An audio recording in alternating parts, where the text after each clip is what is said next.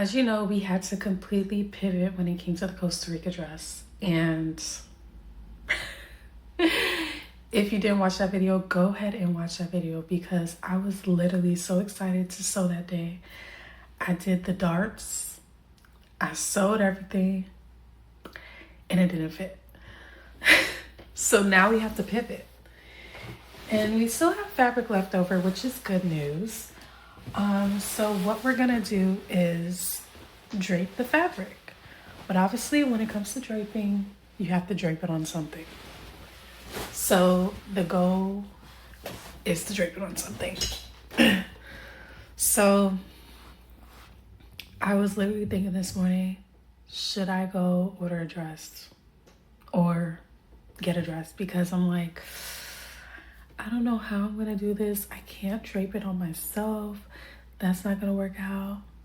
So instead I bought a mannequin and it should be coming next week. So I'm gonna drape it on this mannequin.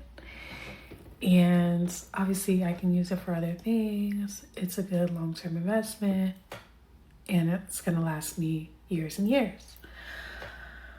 But I just can't believe that I wasted all that fabric. Like, here's one piece, which I gotta make into something. There's another piece. And another piece. But you live and you learn, right? You live and you learn. And honestly, I think I should have just kind of stuck with my original plan, which this actually draping dress was my original plan. And I was kind of scared that I couldn't be able to drape it, or I'm not that experienced to be able to do it. But I think that is going to be the best bet. And the pattern actually, or I wouldn't say even the pattern. So the website that I got it on was moodfabrics.com, and they basically tell you exactly what to do and how to do it when it comes to the dress and pinning it and draping it and sewing it.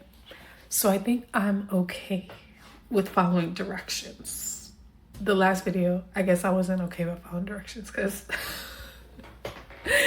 I clearly didn't cut enough fabric. But here we are.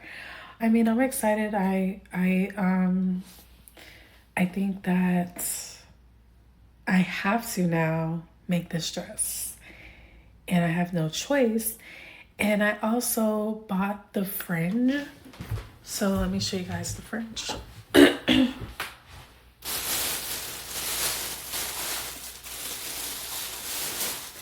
I also bought the fringe for this specific purpose, and that was to put on the asymmetrical dress. So now I'm going to be able to use this fringe. So I'm excited about that as well, because I can do asymmetrical on the top and then asymmetrical on the bottom and then add the fringe to the bottom. So it'll work out. It's gonna work out. Today is the 9th and we have till the 23rd to make it work out, which April is going by super fast already, I must say. It's going by really fast. So honestly, bear with me. You guys are going through the actual process with me. That video that I posted, I did not expect it to end in that way. I really was going through the process and the journey step by step with you guys, and I really didn't expect it to end up where it did. And if you haven't watched the video, just watch the video. But I didn't expect it to end where it did. But I mean, this sewing journey is just teaching me a lot about patience, about being exact, and making sure that I am paying attention to every single little detail. So I just want to also thank you guys for watching. I want to thank you guys for tagging along with me on this journey, and I really appreciate it. And like this April challenge, like I can't believe I'm still going strong. and everything is working out and I'm not burnt out or anything.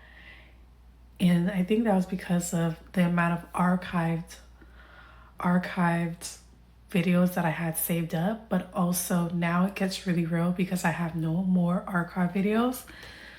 So the videos may get a little bit shorter, but that's okay.